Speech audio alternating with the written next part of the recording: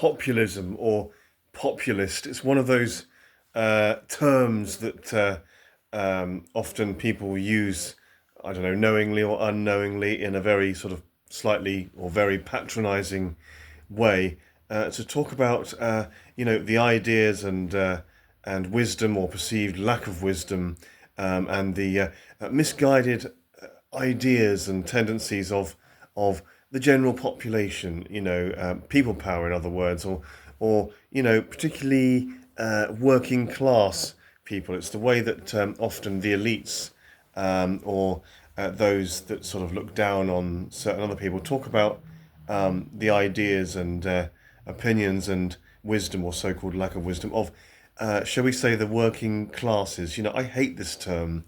I don't use the word hate very often, but I detest this word, populist or populism. It's so patronizing and so demeaning to what is actually something often very, very valid, and something that, the elites or people that are looking down on other people, and the powers that be, the powers that shouldn't be, it's something they need to take seriously and listen to, because the ideas contained, and the feelings contained within populism, or the populist ideas, are actually often very, very, not only very valid, but very wise, and just worth listening to and empathizing with and tuning into, for goodness sake. So, no, populist or populism, for me, is more good than bad. It's more positive than negative. I know usually it's perceived to be more negative than positive, isn't it? It's used in a very derogatory way. People say, oh, they're populist ideas, or a populist vote, or that's just populism. In other words, often they'll associate populism with racism, or lack of understanding. It's populism. So these people don't really understand what they're talking about. They don't know anything. They're not very educated. We saw this, didn't we, during Brexit? Certain people looking down on Brexiteers, or people who voted to leave, and talking about working class people and populism, and how we shouldn't take it too seriously. We shouldn't listen to them. The unclean, the uneducated. They don't know anything. When actually, I think often the general population. We need more people power, by the way, much more people power, and we're getting better at it.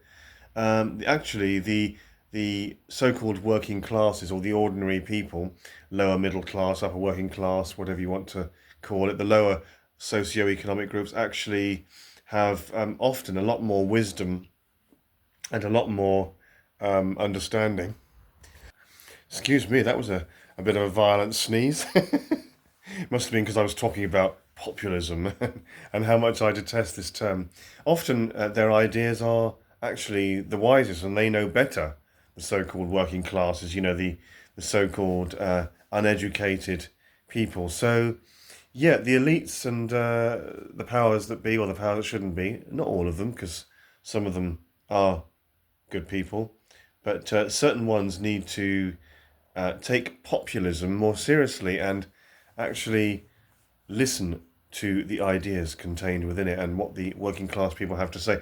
Because even if people are not particularly academic, or particularly well read, or particularly intellectual, they still have their instincts, and they still have their sixth sense, and they can still observe things. And often that intuitive wisdom, observation, feelings, sixth sense, instincts, often they're very important and very powerful and worth taking notice of and listening to. Just because people are not academic doesn't mean they don't have any idea about things. So I hated the way that the so-called working class people were patronized, and had during the Brexit time, the leavers, the Brexiteers were called populists, and not taken seriously, and looked down upon, and just because they're not, just because certain people who might vote Brexit are not necessarily academic or well read doesn't mean they can't sense things and feel things and know things intuitively. Very important things as well, very valid things. So yeah, that really, really annoys me. This term populist, yeah, populism is a good thing, or at least it's more good than bad. At least it's more positive, more good than what it's often portrayed to be. No, long live populism and populist things. Um, there's often a lot of wisdom, a lot of good intuition there. And I also found during the COVID lockdowns